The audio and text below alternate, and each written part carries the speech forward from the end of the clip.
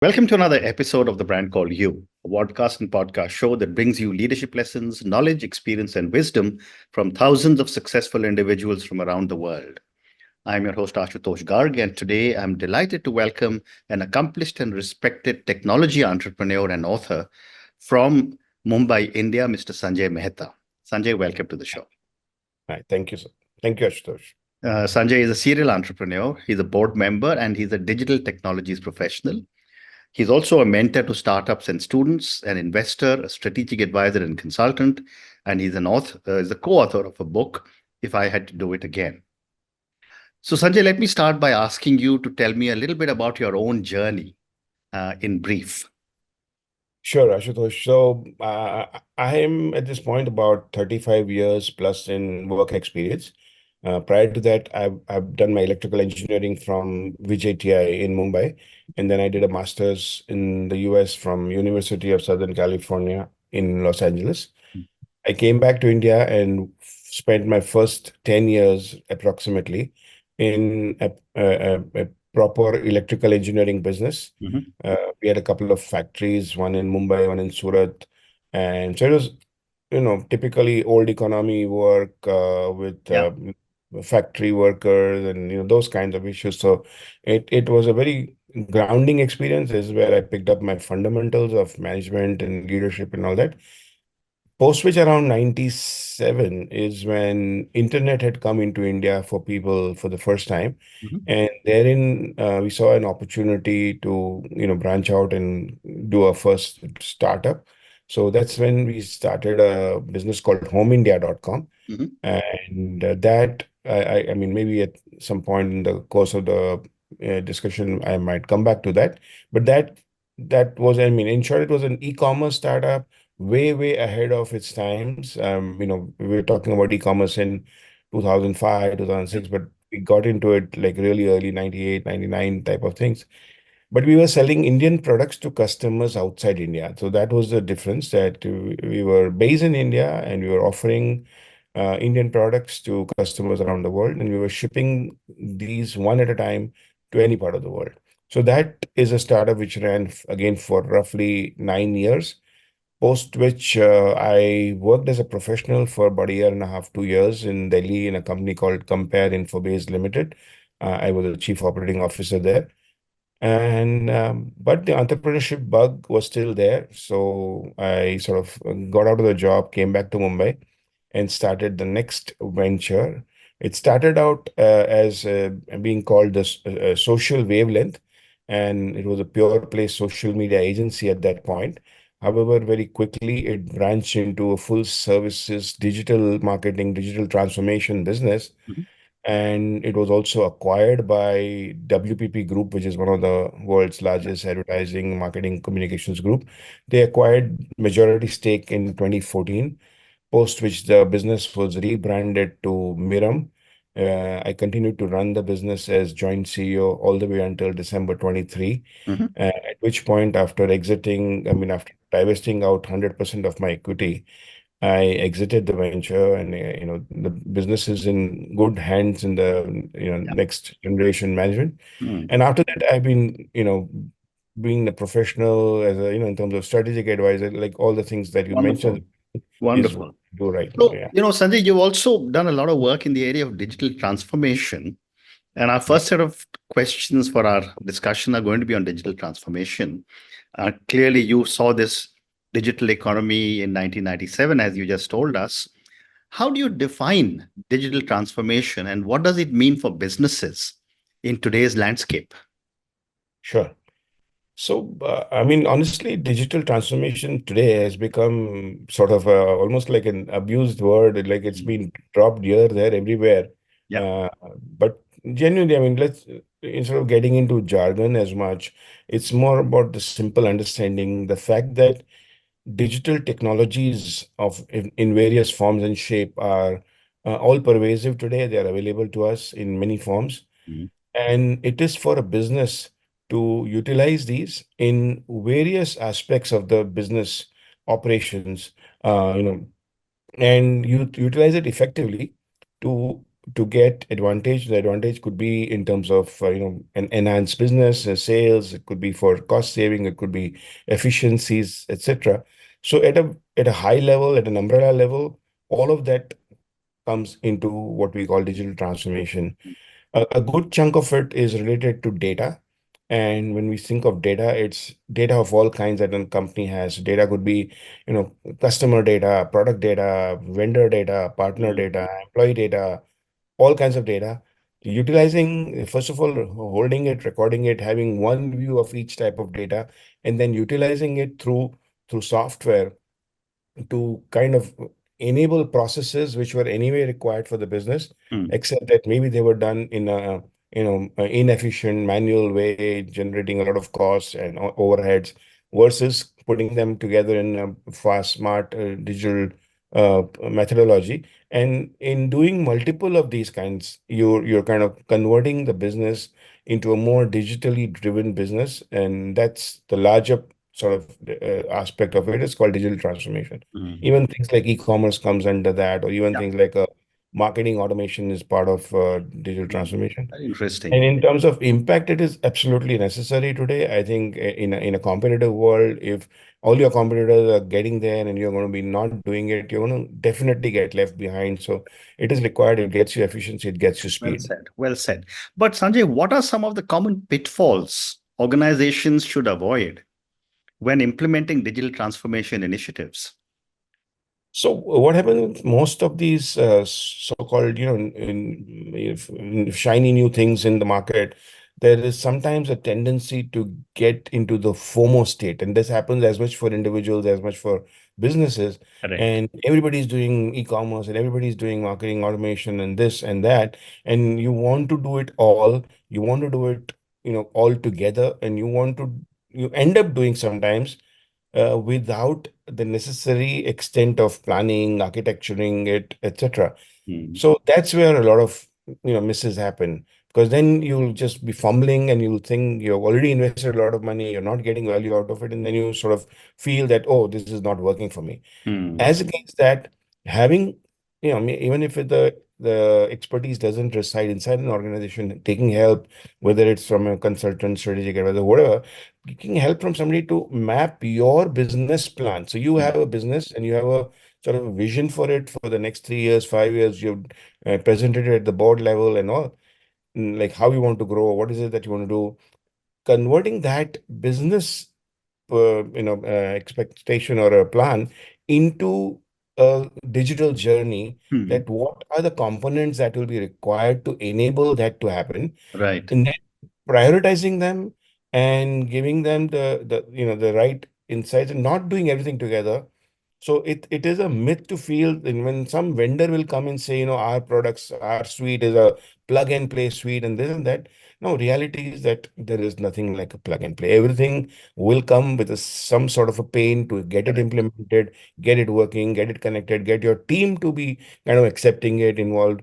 All that takes time. So instead of taking on multiple things together, do a planning, do a prioritization, get one going, then take on another one, and so on and so forth. If you Mm. don't do those things right, then there's every chance that you may have some challenges Great and response. Great pitfalls. response.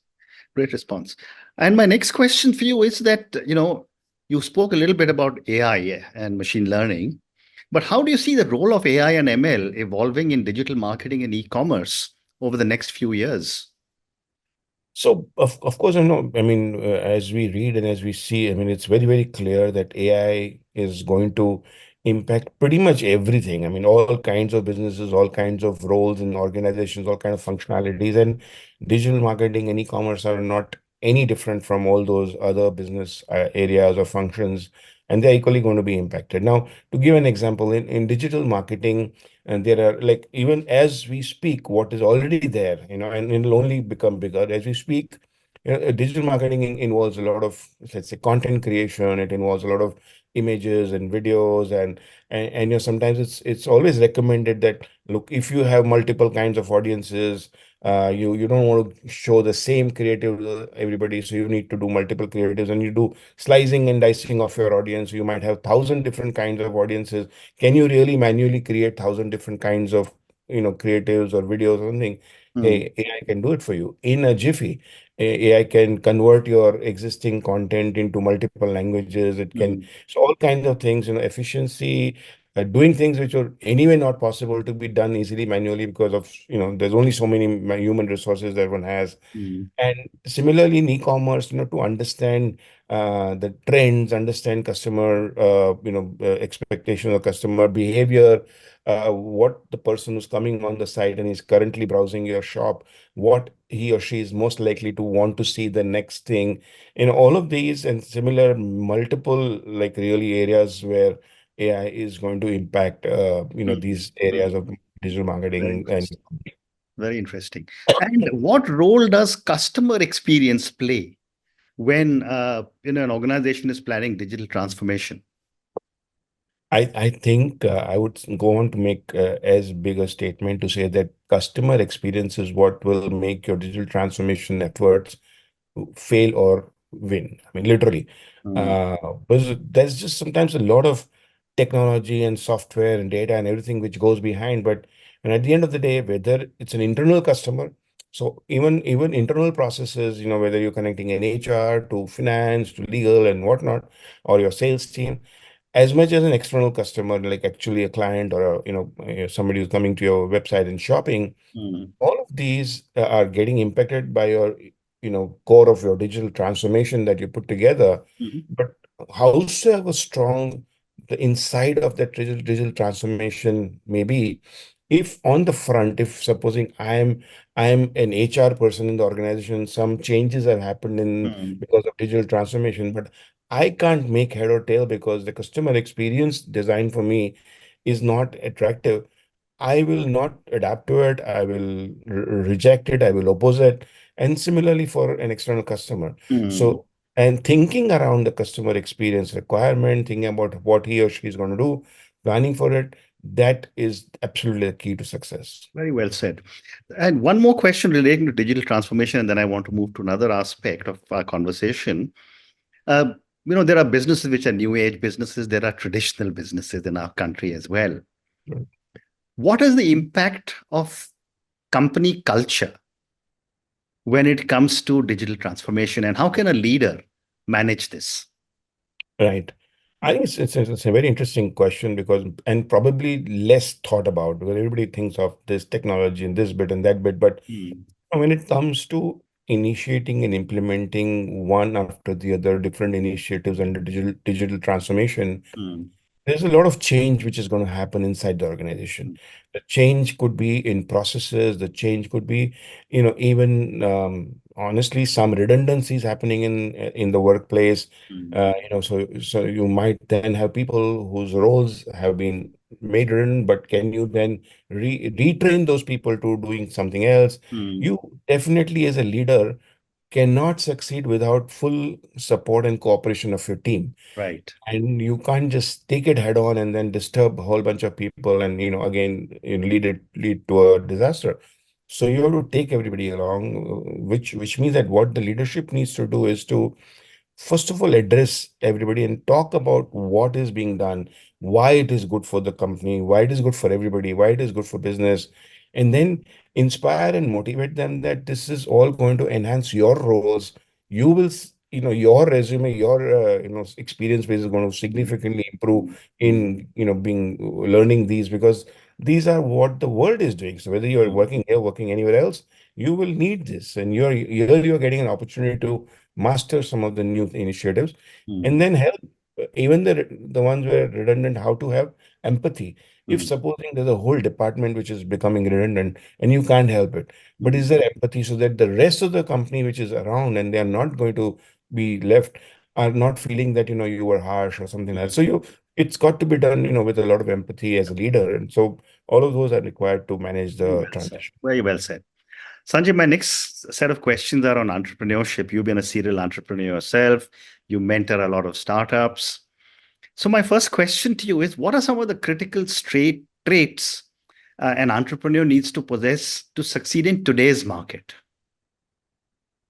So, I mean, of course, some traits do not change from, yesterday to today because they are like universal requirements, whether it is about let's say having a vision. I mean, finally, you start with what is it that you're going after? Like the vision is not about I want to make money, because Mm, there are tens of thousands of ways to make money.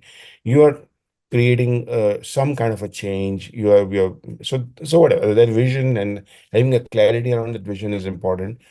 Leadership is always important, because as an entrepreneur, you will not have a smooth road. But it is, even in the rough road, how do you motivate those around you to keep being with you? Because it's almost an entrepreneurial organization is almost like a mercenary kind of a team, that you're completely wedded to the cause, and everybody's inside. So yeah. it needs you to manage that. It needs, obviously, resilience, hard work, all those things never change, Mm, but adaptability is a key. I know adaptability honestly was actually a key even earlier, mm, but today mm, increasingly so, because we are in a VUCA world, right? It's mm, like constant, disruption is the name of the game. And you might find new technology or some heavily funded startup coming into your space, and mm. changing things for you. How can you respond? How can you adapt? And adapting to AI technology, etc. So some of these traits become a little more Well said. relevant in today's Yeah, time compared to earlier. well said. And what, in your view, are some of the key factors that can make or break a startup in the early stages? So I think one is, I mean, my experience, I've seen two, three regularly face issues, right? One is when companies, some startups sometimes do services. They're doing good in services. They're making money, and then suddenly the entrepreneur says that I need to do a product also, because I like the product space. And what they do is they try to run the two together. They Mm, make money out of services and they keep plowing it into product. They think the product requires so much fund, and after that I'll be done and making enough money in services. Unfortunately, that never happens. The product keeps sucking more and more cash, and now you put the entire business at heavy risk. So that is one of the key challenges I've seen in a lot of early stage entrepreneurs. mm. Second is there are entrepreneurs who have come from a tech background. They love technology. They're literally they want to create a great product, but they do not give adequate attention to the commercial side of it, the business plan, the go to market. So you keep investing into the tech, but then you don't do justice to Correct. making the tech work. Mm, And the one thing which again is another major pitfall is a lack of focus on cash flows. mm, Cash flow is so critical. Whether you've raised money, whether you've not raised money, how do you manage to, like your receivables? How do you manage your whole cash cycles? A lot of near early deaths of startups are completely on account of cash flow, because they see a P&L picture. P&L might be looking good, but like your client is not paying till 90 days, and your mm, vendor is asking for you money upfront, for example. mm. How do you manage? And some of these things. So these are three, four very commonly seen reasons That's where it. startups fail early. Absolutely. My next question is what is the role of mentorship and networking when it comes to the success of an entrepreneur? See, both are very, very relevant and useful. Mm, And I have seen few people, actually, I would go and say that people who have been more successful have used both well. And not to say that one cannot be success without these two, but they are great tools to have, very useful. mm, So mentorship, like, I mean, I tell you, I mean, when we started Miram or Social Wavelength, I mean, I was 46 years of age. I have already done enough in the past, but I know that while I had digital skills, we were getting into an area which was more marketing, communication, branding, mm, advertising, which were not necessarily my experience, my forte. And at that age, I had no hesitation to go and look for a couple of people and literally tell them, they are close friends, but they had a different kind mm, of experience. Tell them that, you got to mentor me on this. And we would keep going to them every few mm, months and spend time. I feel it was so valuable. mm, Unfortunately, I've seen younger startups not realizing the value. I'm mentoring a few which are very serious, but sometimes mm, I've had entrepreneurs who come one day, they listen to you, and then they don't turn up for another session. I mean, and it's not about, I mean, it's not that I yeah, feel bad they don't turn up, yeah, but yeah. it's they don't value it enough. They think they know it all, that why do you need a mentor? But Mm, anyway, if they're really confident, best wishes to them. But I mm. think there is an opportunity to learn from somebody else's experience rather Correct. than You have to learn yourself. And Correct. as far as networking is, again, amazing, but the right kind of networking. And now today's Mm, day and age, the networking is to send you a LinkedIn request. As soon as you accept, the next thing is, can you help me, or can you buy this from me, or whatever. It's like you don't know the person, and you just because somebody has accepted your LinkedIn invite doesn't give you any kind of permission that you can ask him for some correct. help right away. Networking in the traditional sense, knowing people, meeting people, maybe doing something for others first, and Mm, expecting something back. And doing is what? Doing is like you don't have to put a lot of effort. It's maybe connecting them to somebody they were looking for. Things simple as thing, or right. asking some question that they may have asked if you know them. Right. Take little effort, and that builds that, like, the base of connections, which can be very useful the time when you need something different. Mm, And very, very important, both of these. Unfortunately, a lot of times they are underutilized by entrepreneurs. very well said. Sanjay, I have time for one more question, and I can't possibly not ask you about your book, Yeah. which you co-authored, and the book title is If I Had to Do It Again. Tell me a little bit about your book, some of the insights you have shared with your readers, and how does that resonate with your own entrepreneurial journey? Yeah. So, the book is the story of our first startup, which was Mhm. homeindia.com. And like I mentioned earlier, we got into that way ahead as early as some 1997. Internet was very new into India. Yeah. And so from those days, even the seeds of entrepreneurship, that how it was an accidental event that led us Yeah. there, then the multiple pivots. So we started out we were bootstrapped. We started out doing internet seminars. We were teaching people about the internet. Mm, From there on, suddenly to go and start making websites for companies. From then to making a website for ourselves and calling it Home India, mm, making it like some couple of very interesting services which we started, which became big hits and kind of got traffic for us. On top of that, building that e-commerce, and then raising money. There was the dot-com boom was happening. People were sort of wanting to fund us badly. It's a different thing than wanting funded. Wanting From those days to the dot-com crash happened. Everybody looked at, nobody was going to fund anymore. How do you survive? What do you do? The whole mm, rolling up your sleeves and working hard and making it happen, and turning the business around, bringing it back to profitability, getting into many different pivots on the way. And so while every entrepreneur likes to feel that my venture was a roller coaster ride, honestly, this was one heck of a roller coaster ride with just so many experiences that we felt it is worth capturing it all, converting it into a book. And the book has worked well. We have received so many people who have read the book and come back to us and talk to us about their problem, mm, their mm, ventures, and mm, say how your book was very relevant to, sort of give us some tips and nudges to the right way and the right approach. So it's been working. It's completely, that was the first venture we did. We responded to the situation, kept doing. But coming to the second venture, a lot of learnings were taken from there. And mm, if I can attribute that the second one was definitely far, far more successful in terms of commercial outcome. I think the first experience had a lot of role to play, and being mm, able to bring it all together in a book and capturing it made it clear in our heads also that what were the different distinct aspects of that mm. journey. Very interesting. And on that note, Sanjay, I just want to say thank you so much for speaking to me about your own amazing journey. You clearly have been ahead of time for a lot of things that you have been doing. Thank you for talking to me about your, company, which was, there in e-commerce, homeindia.com. Thank you for talking to me at such length about different aspects of digital transformation, the opportunities, the challenges people are facing, and how they can surpass the challenges. Thank you also for speaking to me about entrepreneurship. And finally, thank you for speaking to me about your book, If I Had to Do It Again. Thank you again, and Thank good you so luck much. to My, you. my pleasure, Ashutosh, and thank you for inviting me onto your show. Thank you. Thank you for listening to the Brand Called You videocast and podcast, a platform that brings you knowledge, experience, and wisdom of hundreds of successful individuals from around the world. Do visit our website www.tbcy.in to watch and listen to the stories of many more individuals.